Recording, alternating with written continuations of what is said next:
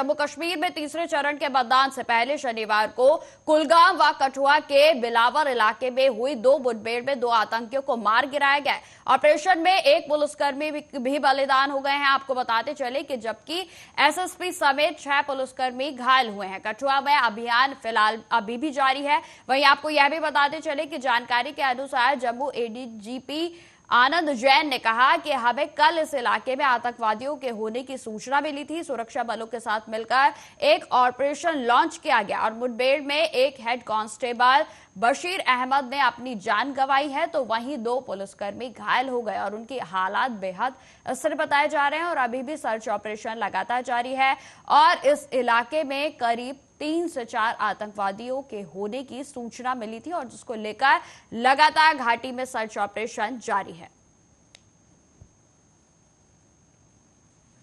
आतंकवादियों के इस इलाके में होने की हमें सूचना मिली थी कल और इसके बाद एक ऑपरेशन सिक्योरिटी फोर्सेस के साथ लॉन्च किया गया इस इलाके में। जो ये विलेज कोग है, ये थाना बिलावर क्षेत्र में आता है और हमने इसका कॉर्डन ले किया था और इसमें जो एक्सचेंज ऑफ फायर हुआ है उसमें हेड कांस्टेबल बशीर अहमद की शहादत हुई है और हमारे एक डीवाईएसपी और हमारे एएसआई नियाज को इंजरी हुई है जो कि स्टेबल है और अभी पूरे इलाके को कॉर्डन में लिया गया और सर्च अभी जारी है। सर, कितने टेररिस्ट की इन्फॉर्मेशन थी? 3 से 4 आतंकवादियों की होने की सूचना थी इस इलाके में और अभी इसके लिए सर्च जारी है। ये फॉरेन टेररिस्ट माने जा रहे हैं? अभी इसकी सूचना फॉरेन टेररिस्ट की ही है और इसमें अभी जो सर्च है उसके बाद में ही हम फर्दर और डिटेल्स करते हैं। सूचना ये थी कि एक आतंकी के मारे जाने की भी खबर है। अभी वो कंफर्मेशन नहीं मिली है और अभी उसमें थोड़ा समय लगेगा। सर, किसी डोक में थे ये इन्फॉर्मेशन थी पुलिस? एक घर में थे ये और उस घर की हमें जब सूचना आई तो उसके बाद इमीडिएटली यहाँ उस इलाके में ऑपरेशन लॉन्च किया गया और जब एक्सचेंज ऑफ फायर हुआ तो उसमें हमारे हेड कांस्टेबल बशीर की शहादत हुई। सर, थर्ड फेज सर वो स्टेबल है और उन्हें इवैक्यूएट कर लिया गया। सर, थर्ड फेज के इलेक्शन से पहले जो है बड़ी सक्सेस है टेररिस्ट का इंटरसेप्ट होना, क्योंकि लगातार सीआई ऑप्स लॉन्च कर रही थी जेएंडके पुलिस और सिक्योरिटी फोर्सेस। लगातार हमारे ऑपरेशंस जारी हैं और आगे भी जारी रहेंगे और जैसे हमारा अभी थर्ड फेज है इसके लिए हमने बड़े पुख्ता इंतजाम किए हैं ताकि किसी इलाके में कोई आतंकवादी घटना ना हो और वायलेंस फ्री थर्ड फेज हो। सर, कुछ इनपुट्स थर्ड फेज से पहले क्या पाकिस्तान की तरफ से रीजन को डिस्टेबलाइज करने के लिए? जो आतंकवादियों की सूचना है वो तो हमें मिल रही है और उस पर लगातार हम ऑपरेशन लॉन्च भी कर रहे हैं और हमारा यही है एंडेवर कि जितनी जल्दी इनको न्यूट्रलाइज कर सके उतना। आतंकवादियों के इस इलाके में होने की हमें सूचना मिली थी कल और इसके बाद एक ऑपरेशन सिक्योरिटी फोर्सेस के साथ लॉन्च किया गया इस इलाके में। जो ये विलेज कोग है, ये थाना बिलावर क्षेत्र में आता है।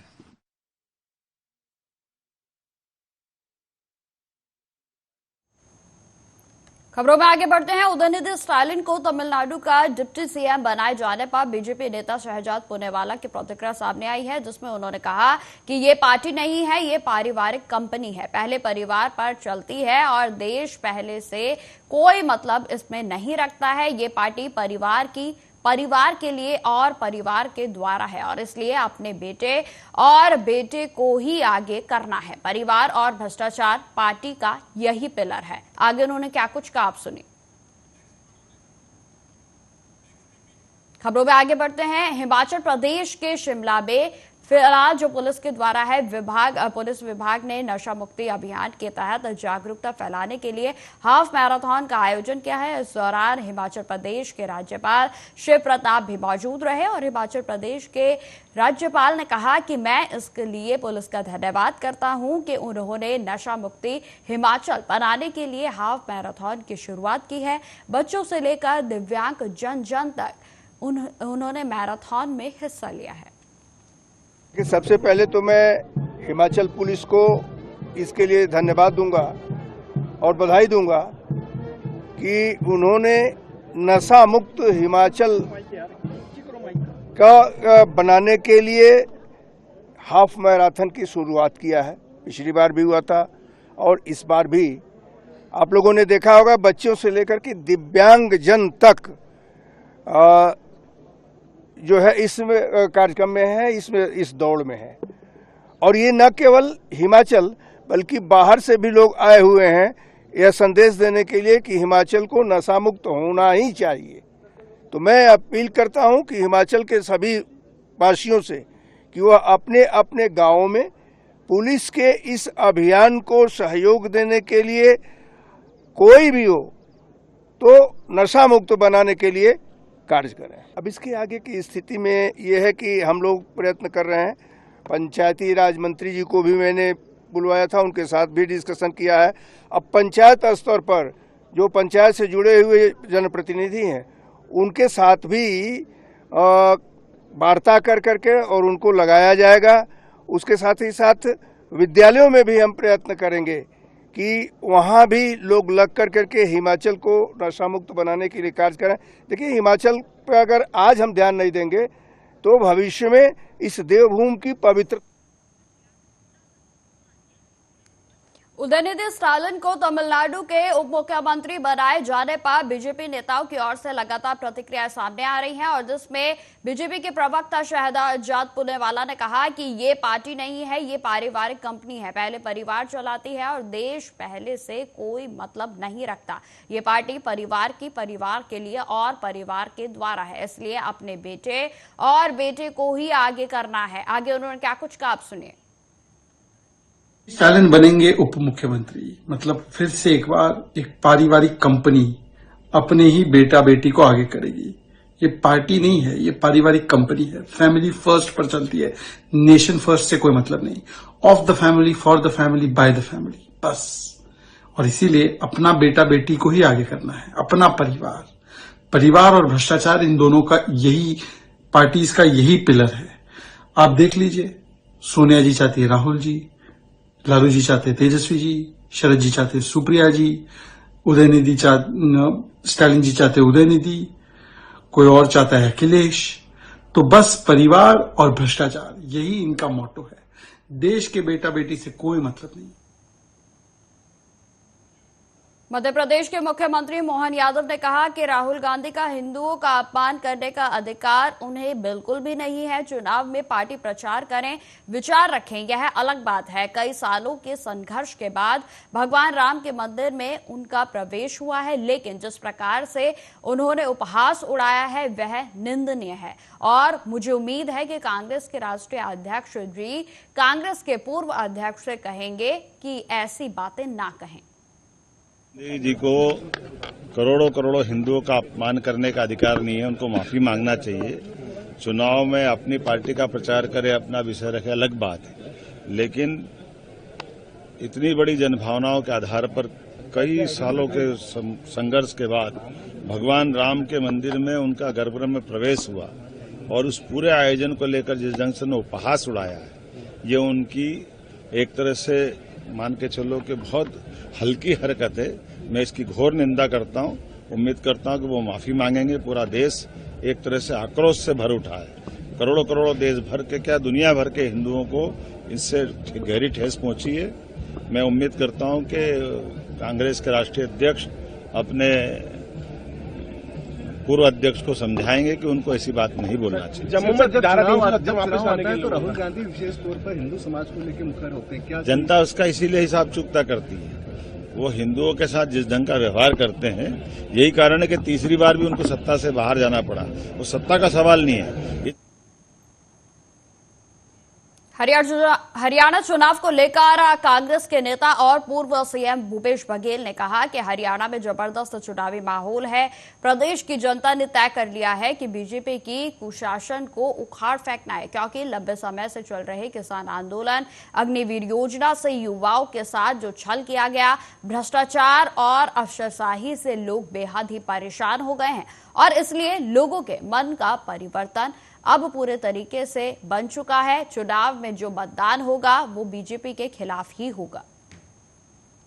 हरियाणा में जबरदस्त चुनावी गहमागहमी है और प्रदेश की जनता ने ठान लिया है कि भारतीय जनता पार्टी की 10 साल की जो कुशासन है उसको फाड़ फेंकना है, क्योंकि लंबे समय से पूरा देश जानता है कि वहाँ किसान आंदोलन कर रहे हैं।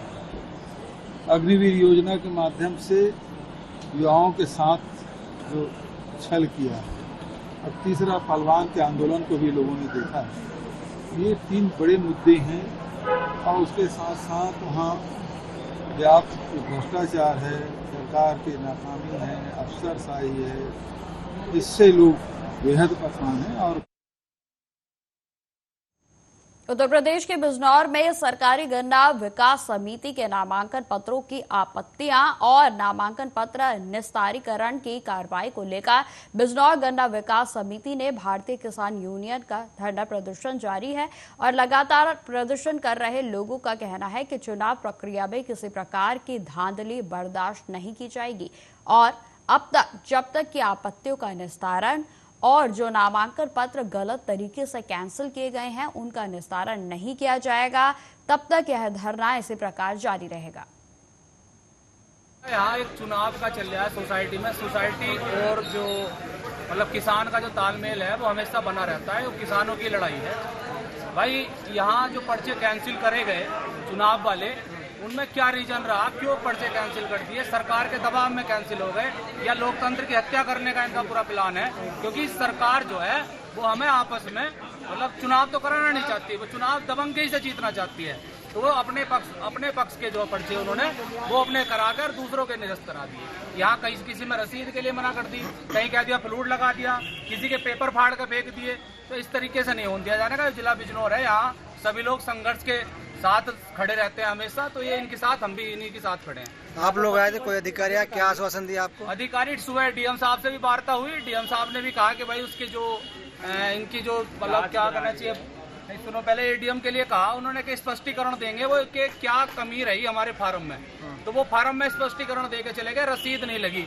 100 रुपए वाली रसीद का क्या मतलब है? अगर रसीद नहीं लगी, कोई हमारा पहचान पत्र था। अनुमोदक वाली बात कर रहे हैं। अनुमोदक वाली बात है कि दोनों प्रस्तावक और अनुमोदक दोनों एक जगह हो गए। मतलब इस तरीके से ये जबरदस्ती करने का काम कर रहे हैं। एक के लिए कह रहे हैं फ्लूड लगा दिया। फ्लूड किसने लगा दिया? अंदर लग के आया फ्लूड, हमें नहीं पता। रसीद हमारी अंदर से गायब हुई है, क्योंकि हमारे पास किसी के पास भी ओरिजिनल रसीद नहीं है। सबके पास छाया प्रतिलिपि है। मामला यहाँ एक खबरों में आगे बढ़ते हैं। उत्तर प्रदेश के अलीगढ़ में अरतोली दीक्षा हॉस्पिटल में प्रसव के बाद महिला की मौत हो गई और जिसके बाद परिजनों ने जमकर हंगामा कर दिया। आपको बताते चले कि दीक्षा हॉस्पिटल में महिला की डिलीवरी के बाद गलत इंजेक्शन लगाने के कारण महिला की तबीयत बेहद बिगड़ गई थी। तबीयत बिगड़ने के बाद हॉस्पिटल संचालक ने महिला को दूसरी जगह के लिए रेफर किया, लेकिन इंजेक्शन लगाने के कुछ देर बाद ही महिला ने दम तोड़ दिया। तो वहीं परिजनों को जैसे ही इस बात की जानकारी लगी, परिजनों के द्वारा हॉस्पिटल के बाहर महिला के शव को रखकर जमकर हंगामा किया गया। महिला की मौत के बाद हॉस्पिटल संचालक समेत स्टाफ सहित मौके से पूरा हॉस्पिटल खाली हो गया और सभी फरार हो गए। तो वहीं हंगामे की सूचना मिलने पर स्थानीय पुलिस मौके पर पहुंची और जहां पर परिजनों को जैसे तैसे शांत कराया गया। परिजनों ने हॉस्पिटल संचालक पर कार्रवाई की मांग की है। 6 बजे मेरे भतीजे की बहू 6 या 7 के बीच में ही भर्ती हुई थी। यहाँ पर 3 महीने से इसका इलाज चल रहा था इसी हॉस्पिटल में। किस हॉस्पिटल का मामला है? दीक्षा हॉस्पिटल। कहाँ संचालित है ये दीक्षा हॉस्पिटल है लाला राम कॉलेज के पास में, मड़ौली बम्बा के पास। अच्छा, डिलीवरी हुई थी आपके बेटे की बहू की? जी, आपके बेटे की बहू की डिलीवरी हुई थी? डिलीवरी हुई थी कल। अच्छा, फिर क्या हुआ? 10:05 पे डिलीवरी हुई। नॉर्मल थी, बिल्कुल सही थी। सुबह 4 बजे मेरा बड़ा बेटा मेरी बड़ी बहू देखने आए थे, तो देखा कि बहू सही है बिल्कुल। वो घर पहुंचे। घर पहुंचने के बाद में बोली कि मेरे दर्द हो रहा है। दर्द वो खिलाई तो डॉक्टरी ने बता रही है, मेरी भतीजी बता रही है, उन्होंने मस्का उसको यो करके मस्का है, सब इंजेक्शन लगाया है कि दर्द हो रहा है, इंजेक्शन लगा दे। इंजेक्शन लगाने के बाद में उसकी आवाज बंद हो गई, सांस घुटने लगी। फिर उन्होंने एम्बुलेंस बुलवाई कि भाई अब यहाँ ऐसा अलीगढ़ ले चलो। एक हॉस्पिटल के एम के हॉस्पिटल में ले गए और एम के हॉस्पिटल में जाकर डॉक्टर ने अपना कंपाउंडर है कि नर्स है, पता नहीं कौन को साथ में भेजा। कल 6 बजे मेरी चाची कल जिनको एडमिट किया गया था, उनके एक बेटा हुआ था, ठीक है। बेटा एकदम सही सलामत था, कोई प्रॉब्लम नहीं थी, सारा कुछ ठीक था, वो भी ठीक थी। आज सुबह शाम को 4 बजे इन्होंने एक इंजेक्शन दिया, जिसके बाद बॉडी पैरालाइज होने लगी। इन्होंने बोला कि कुछ नहीं है, नॉर्मल है। फिर उसके बाद में वो सारा कुछ वहीं 5 से 10 मिनट के बीच में सब कुछ खत्म हो गया। वो वहीं एक्सपायर हो गई 5 से 10 मिनट। महिला का नाम क्या है उनका? ये उनका नाम पिंकी नाम है। पति का क्या नाम है? किस गांव के रहने वाले? अतरौली के रहने वाले। किस हॉस्पिटल का मामला है ये? दीक्षा हॉस्पिटल का मामला है। कहाँ किस जगह संचालित है ये लाला राम के पास नौड़वली बम्बा। अच्छा, फिर क्या हुआ? तो उसके बाद में इन्होंने बोला कि पेशेंट की हालत ठीक नहीं है, पेशेंट ऑलरेडी मर चुकी थी। इन्होंने बोला कि आप अलीगढ़ ले जाइए मेडिकल में और वहाँ जाके ऑक्सीजन की कमी है, वहाँ जाके इलाज कराइए। यहाँ से इन्होंने ऑक्सीजन लगा के भेजी। उसके बाद जब मेडिकल में लेके गए, उन्होंने ECG किया। वहाँ जो मरीज थी जो मर चुकी है उनको मृत घोषित कर दिया गया। और अगर मैं इस हॉस्पिटल की बात करूँ, बीते कई दिनों में इस तरीके के मामले बहुत हुए हैं। एक हमारे पड़ोस में ही अभी कुछ दिन पहले एक महिला के साथ सेम यही चीज हुई है। तो आपको बताते चले कि उत्तर प्रदेश के अलीगढ़ की यह पूरी जो घटना है वो बताई जा रही है, जहां पर अतरौली के दीक्षा हॉस्पिटल में प्रसव के बाद महिला की दर्दनाक मौत हो गई और जिसके बाद परिजनों के द्वारा जमकर हंगामा किया गया।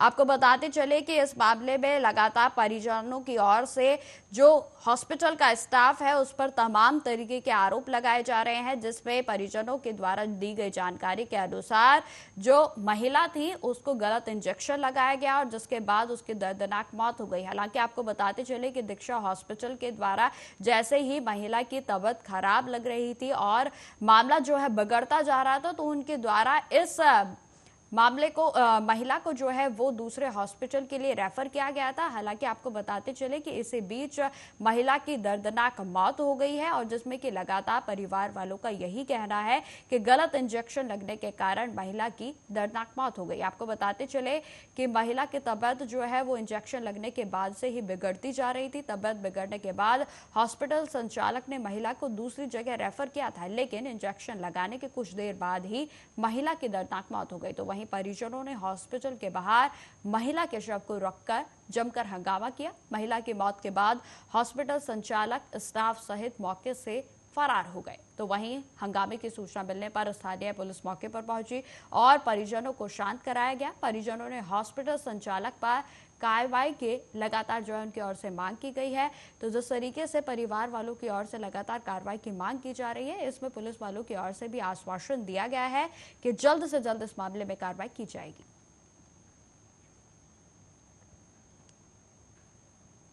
उत्तर प्रदेश के लखीमपुर खीरी में मोहम्मदी रेंज में महेशपुर बीच के अंतर्गत लंदनपुर ग्रेंट के ग्राम पलहनापुर में विपिन कुमार उम्र तकरीबन 26 पुत्र दिनेश कुमार के वन्य जीव के द्वारा हमला कर दिया गया, जिसमें कि आपको बताते चले कि इसमें बाघ के हमले से जो युवक है वो गंभीर रूप से घायल हो गया। सूचना पर वन विभाग के कर्मचारी घटनास्थल पर पहुंचे। घायल विपिन कुमार की पीठ पर तमाम जो जख्म है वो देखे गए हैं। आपको बताते चले कि विपिन को इलाज के लिए सामुदायिक स्वास्थ्य केंद्र भी ले जाया गया और उधर घटनास्थल पर सघन कैंपिंग जो है वो लगातार की जा रही है ताकि जो बाघ है उसको पकड़ा जा सके। वहीं आपको बताते चले कि सुरक्षा की दृष्टि से स्थानीय निवासियों को भी अलर्ट पर कर दिया गया है और जहां पर वन कर्मियों को क्षेत्र में सतत निगरानी करने हेतु निर्देशित भी किया गया है ताकि जल्द से जल्द बाघ को पकड़ा जा सके।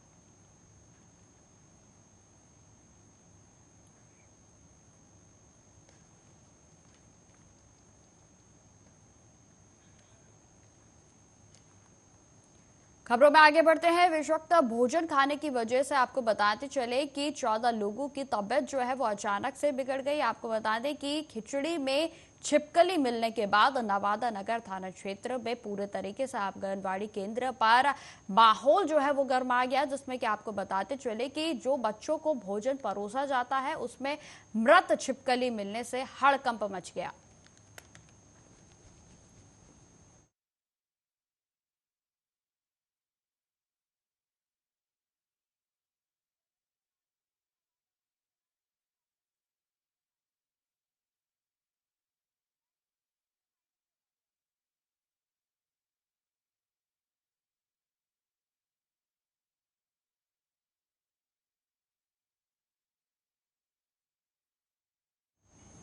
तो फिलहाल इस बुलेटिन में इतना ही। देश दुनिया की तमाम खबरों की जानकारी के लिए बने रहे हमारे साथ। नमस्कार।